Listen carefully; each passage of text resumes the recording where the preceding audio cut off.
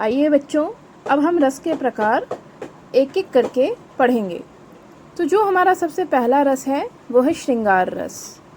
ठीक है, कई जगह आपने श्रृंगार को दूसरी तरह से भी लिखा हुआ देखा होगा। आजकल ये भी मान्यता इस श्रृंगार इस वाले श को भी मिल चुकी है, तो यानी इस तरह से भी आप लिख सकते हैं, और दूसरी तरीके से अभी जो आगे आपको दिखेगा उस तरह से भी आप श्रृंगार लिख सकते हैं। ठीक है, तो सबसे पहले हम पढ़ेंगे श्रृंगार रस। इसका स्थायी भाव क्या है? यति, रति। नायक नायिका के सौंदर्य तथा प्रेम संबंधी वर्णन को श्रृंगार रस कहते हैं। श्रृंगार रस को रसराज या रसपति कहा गया है। इसका स्थायी भाव रति होता है। नायक और नायिका के मन में संस्कार रूप में स्थित रति या प्रेम जब रस की अवस्था में पहुंच जाता है तो वह श्रृंगार रस कहलाता है। इसके अंतर्गत सौंदर्य, प्रकृति, सुंदर वन, वसंत ऋतु, पक्षियों का चहचहाना आदि के बारे में वर्णन किया जाता है। श्रृंगार रस, इसका स्थायी भाव रति है। ठीक है, समझ में आया बच्चों? नायक नायिका से यहाँ पे संबंध किसी भी व्यक्ति, स्त्री या पुरुष में जब सौंदर्य तथा प्रेम संबंधी वर्णन, समझिए इस बात को, जब आपके भीतर किसी दूसरे के प्रति प्रेम उत्पन्न होता है, यानी प्रेम व्यवहार होता है, तो उसमें जो रस बनता है उसे हम श्रृंगार रस कहते हैं। श्रृंगार से ही सबको समझ में आता है कि ये जरूर किसी सौंदर्य, और श्रृंगार का मतलब तो आप सभी को पता होगा, तो ये उसके शब्द से ही पता चलता है कि इसमें प्रेम की बात हो रही है। जब किसी व्यक्ति में प्रेम उत्पन्न होता है, प्रेम स्थायी भाव उत्पन्न होता है, तो वो श्रृंगार रस बनाता है। ठीक है, इस प्रेम में की खासियत क्या है?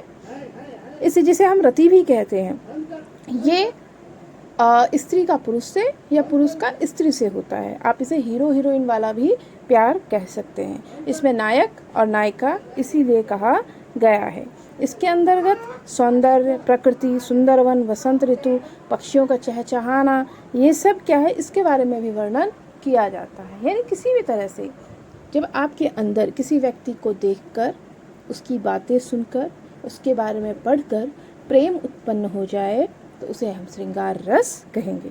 बच्चों, श्रृंगार रस के उदाहरण देख लेते हैं। कहत नटत रिझत खिजत मिलत खिलत लजियात, भरे भौन में करत हैं नैनन होशों बात। ठीक है, थोड़ा सा इसमें जब हम उदाहरण करेंगे बच्चों, तो वो आपको शुरू में थोड़ा मुश्किल जरूर लग सकता है, लेकिन जब उसका अर्थ आप समझ लेंगे तब वो आपके लिए आसान हो जाएगा। जो रस है, इसमें जो सबसे मुश्किल दो चीज़ें आती हैं बच्चों के साथ। पहला तो ये समझना कि इसमें कौन सी रस होगा, कौन सा रस होगा। ठीक है, और दूसरा उसका उदाहरण समझना, उसको आपको याद करना पड़ेगा। कहत नटत रिझत खिजत, कहत कहता है, नटत नाचता है, रिझत मतलब रीझता है, खिजत मतलब खींचता है, मिलत खिलत लजियात, और मिलता है, खिलता है, और लजियात मतलब शर्माता है। ये सारी चीज़ें हो रही हैं। ठीक है, भरे भौन में करत है नैनन होशों बात। भरे भौन, भौन यहाँ पे सुबह के लिए कहा गया है कि सुबह में या इस पूरे मौसम में करत है नैनन होशों बात। वो किससे बातें कर रहा है? अपने नैनों से ही बातें कर रहा है। क्या मतलब हुआ इसका? जैसे भरे भौन में करत है नैनन होशों बात। दो व्यक्ति बैठे हुए हैं, अब स्त्री पुरुष कर लें या फिर जो भी दो व्यक्ति जो आपस में प्रेम करते हैं, वो दोनों ना कुछ बोल रहे हैं ना कुछ कह रहे हैं, सिर्फ नैनों से ही बातें हो रही हैं। नैनन यानी आँखों, आँखों में सब कुछ हो गया है ना, ये तो आप सब जानते ही हैं। आँखों में सब कुछ हो गया। कहत नटत रिझत खिजत, मतलब वो आँखों से ही कह रहा है, आँखों से ही उसकी आँखें ही नाच रही हैं, आँखों से ही सामने जो भी है वो रीझ रहा है, फिर वो खींच रहा है, मिल रहा है, खिल रहा है और शर्मा रहा है। ये सारी क्रियाएं हो रही हैं, लेकिन कहाँ? सिर्फ आँखों में ये सारी बातें हो रही हैं। तो ये किसका उदाहरण हो गया? श्रृंगार रस का। बच्चों, अब इस उदाहरण में हम देख लेंगे विभाव। विभाव कौन होगा? विभाव होगा, मान लीजिए आप नायक हैं तो विभाव होगी आपकी नायिका, नायिका का सौंदर्य। ठीक है, अगर आप नायिका हैं तो विभाव होगा नायक। ठीक है, और स्थाई भाव तो पता ही है, इसके अंदर कौन सा होगा, रति। अब अनुभाव क्या होगा, अनुभाव होगा कहत, नटत, रिझत, खिजत, मिलत, खिलत, लजियात, ये सारा ही अनुभाव हो, ठीक है ना। ये सारी क्रियाएं हो रही हैं, ठीक, चाहे आंखों से ही हो रही है, लेकिन ये सारी क्रियाएं दोनों के भीतर हो रही हैं। स्थाई भाव, स्थाई भाव यहाँ पर कुछ भी नहीं है, जरूरी नहीं कि हर एक वाक्य में स्थाई भाव संचारी भाव हो, इसमें कोई संचारी भाव नहीं है, ये आवश्यक नहीं कि सभी में संचारी भाव हो, ठीक है। अब देख लेते हैं श्रृंगार रस के भेद। श्रृंगार रस के दो भेद होते हैं, संयोग श्रृंगार, वियोग श्रृंगार, ठीक है। इसे आप ध्यान से समझेंगे। श्रृंगार के दो भेद होंगे, संयोग श्रृंगार, वियोग श्रृंगार। नाम से ही समझ में आ रहा है, संयोग मतलब मिलना, जुड़ना, ठीक है। वियोग मतलब बिछड़ना। जहाँ पर मिलने का प्रसंग होगा वहाँ पर संयोग श्रृंगार होगा, जहाँ पर बिछड़ने का प्रसंग होगा वहाँ पर वियोग श्रृंगार होगा। संयोग श्रृंगार, संयोग मतलब होता है जुड़ना। संयोग श्रृंगार की परिभाषा देख लेते हैं। जब नायक नायिका के परस्पर मिलन, स्पर्श, आलिंगन, वार्तालाप आदि का वर्णन होता है तब संयोग श्रृंगार होता है। जब दो व्यक्ति, चाहे वो नायक नायिका, हीरो हीरोइन, स्त्री पुरुष, कोई भी कह लो, ठीक है, जब दो व्यक्ति के भीतर प्रेम होता है और वो दोनों जब आपस में मिलते हैं, है ना, एक दूसरे को स्पर्श करते हैं या गले मिलते हैं या फिर कोई बातचीत करते हैं, तब संयोग श्रृंगार उत्पन्न होता है। इसका क्या अर्थ है बच्चों, इसे अश्लीलता की तरफ नहीं देखेंगे, ना फुहरता की तरफ देखेंगे। ये प्रेम की बात है कि जब आप किसी को प्रेम करते हैं और जब वो आपके साथ आता है, चाहे वो कोई भी हो सकता है, ठीक है ना, यहाँ पर स्त्री पुरुष ही हो ये आवश्यक नहीं, ठीक है। किसी से भी जब आप प्रेम करते हैं और वो आपके पास आता है तो आपके अंदर संयोग श्रृंगार की उत्पत्ति होती है, ठीक है। इस बात को समझ लेंगे। होता क्या है, जब वो आपके पास आता है तो आपको अच्छा लगता है, आपको आनंद की अनुभूति होती है।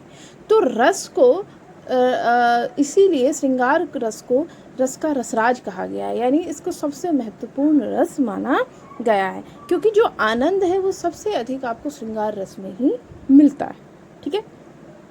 तो इसमें क्या होता है कि जब आप उसको अपने पास देखते हैं या मिलते हैं तो आपके अंदर जो रस उत्पन्न होता है वो संयोग श्रृंगार होगा।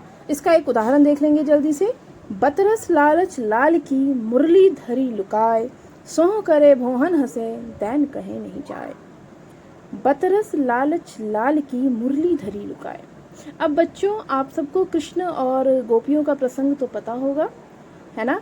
हमने उद्धव का भ्रमर गीत भी पढ़ रखा है ना। और अगर जिन्होंने नहीं पढ़ा उनके लिए बता दूं कि कृष्ण और गोपियाँ, है ना, कहा जाता है कि गोपियों को कृष्ण से बहुत प्रेम था, है ना, और कृष्ण को भी गोपियों से बहुत प्रेम था। बचपन में जब कृष्ण गोकुल में रहा करते थे, कृष्ण और गोपियों की बाल लीलाएं बहुत अधिक हैं। तो उस समय में कृष्ण और जो गोपियां होती थी वो उनके बीच में जो रास लीला, बाल लीलाएं होती थी, वहां पर इसका एक वर्णन किया गया है। बतरस लालच लाल की, मुरली धरी लुकाए। गोपियों ने क्या किया, लालच, बतरस यानी कृष्ण से बात करने के लालच में, ठीक है ना, कि कृष्ण से थोड़ी बात हो जाए, इसीलिए उनकी जो मुरली थी उसको धरी लुकाए, छुपा के रख ली, ठीक है। आप इसको समझेंगे। बतरस लालच लाल की, कृष्ण से बात करने के लिए, कि उसे कृष्ण से बात करने का मौका मिल जाए, इसीलिए सभी गोपियों ने क्या किया, मुरली छुपा कर रख ली। क्यों छुपा ली? मुरली छुपाने से क्या होगा, मुरली कृष्ण को सबसे अधिक प्रिय है और वो हमेशा उनके होठों से ही लगी रहती। इनसे गोपियों को जलन हो रही है कि ये जो मुरली है वो हम सबसे कहीं अच्छी है, जिसे कृष्ण हमेशा अपने पास ही रखते हैं। तो उन्होंने क्या किया, इस जलन में उन्होंने उस मुरली को छुपा लिया। सो करें भोहन हंसे, दैन कहे नहीं जाए। और जब कृष्ण उनसे पूछते हैं तो ये जो गोपियां हैं वो क्या करती हैं, सो कहें भोहन हंसे, उनकी जो भौहें हैं। आप बच्चों इसका आप इमेजिनेशन कर सकते हैं कि जब कोई आपसे छुपा रहा हो कोई चीज़, ठीक है, और वो आपसे प्रेम भी करता हो, तो उसकी जो भौहें हैं वो हंस रही हैं, यानी उसका चेहरा जो गोपियों का है वो खिलखिला रहा है और वो हंस रही हैं, जिससे पता लग रहा है कि मुरली तो उन्होंने ही छुपाई है। देन कहे नहीं जाए, लेकिन जब देने के लिए कहा जाएगा तब वो बिल्कुल नहीं देंगी। यहाँ पर संयोग श्रृंगार की बात की जा रही है कि कोई गोपियाँ चाहती हैं कि वो कृष्ण से बात करें, तो उनके साथ आप इसे हंसी मजाक कह लें या थोड़ा सा क्या कह सकते हैं आप इसको, कि आपस में जो उनकी क्रीड़ाएं हैं, बाल क्रीड़ाएं हैं, ये उसका प्रतीक है कि उसमें वो क्या कहती हैं कि उन्हें कृष्ण से बात करनी है, उसे कृष्ण से बात करने का मौका नहीं मिल रहा, इसलिए उन्होंने क्या की, उनकी मुरली छुपा ली। और जब कृष्ण पूछते हैं तो वो क्या कहती हैं, उनकी जो भौहें हैं वो हंस रही हैं, उनका चेहरा खिलखिला रहा है, जिससे ये पता चल रहा है कि मुरली तो उन्होंने ही छुपाई है, देन कहे नहीं जाए, लेकिन जब देने को कहा जाएगा तो वो नहीं, बिल्कुल नहीं देंगी। समझ में आ गई बात? ये संयोग श्रृंगार हुआ। यहाँ पर अब पढ़ेंगे वियोग श्रृंगार। अब वियोग श्रृंगार देखेंगे। संयोग में जुड़ना था तो वियोग में बिछड़ना। बिछड़ने की खासियत क्या होती है कि आपके भीतर प्रेम तो होता है लेकिन आप साथ नहीं होते, तो उसमें एक अलग तरह की पीड़ा आपके अंदर महसूस होता है ना। अलग पीड़ा, अलग तरह के बिछड़ने का भाव जगता है, जिसे हम वियोग श्रृंगार कहते हैं। बच्चों ये कंफ्यूज नहीं होंगे, वियोग श्रृंगार को आप करुण रस से कंपेयर नहीं करेंगे, ठीक है? उसमें कंफ्यूज नहीं होंगे। करुण रस, अगर आप बिछड़ गए, आपके अंदर प्रेम नहीं है और दूसरा दुख है, तो वो करुण रस है। लेकिन जहाँ पर आपके भीतर प्रेम तो है लेकिन आप मिल नहीं सकते या मिल नहीं पा रहे, तो वहाँ पर वियोग श्रृंगार होगा। जैसे अभी देख लेते हैं, जहाँ पर नायक नायिका का परस्पर प्रबल प्रेम हो लेकिन मिलन ना हो, अर्थात नायक नायिका के वियोग का वर्णन हो, वहाँ वियोग रस होगा। वियोग का स्थायी भाव भी रति होता है, मतलब वियोग श्रृंगार में भी स्थायी भाव तो क्या है, वो प्रेम ही है। प्रेम के कारण जो बिछड़ना है वो वियोग श्रृंगार हो गया। इसका भी एक एग्जाम्पल देख लेते हैं। निज दिन बरसत नयन हमारे, सदा रहत पावस ऋतु हम पे, जपते श्याम सिधारे। इसी प्रसंग, इन्हीं कृष्ण और गोपियों की लीला है, ये की लीलाएं हैं। ध्यान से देखिए, अभी ये कृष्ण की मुरली छुपाई गई थी उनसे बातचीत करने के लिए, उन्हें चिढ़ाने के लिए, उन्हें मजा चखाने के लिए। तो अब वियोग है। वियोग क्या है आप सभी को पता होगा। कंस को मारने के लिए जब कृष्ण गोकुल छोड़कर चले जाते हैं तो दोबारा नहीं आते, ठीक है? तो उनके विरह में, उनके वियोग में गोपियां वहीं रह जाती हैं और उनको बहुत अधिक दुख होता है। तो वो क्या कहती हैं, निज दिन बरसत नयन हमारे। निज दिन मतलब हर दिन, बरसत मतलब बरसते हैं, नयन मतलब नैन यानी आंखें, हमारे मतलब हम सभी के। हर दिन हमारे आंखों से आंसू बहते हैं। सदा रहत पावस ऋतु हम पे, जपते श्याम सिधारे। सदा रहत, सदा मतलब हमेशा, रहत मतलब रहना, पावस ऋतु यानी वर्षा ऋतु हमारे हम पर तो सदैव ही रहती है।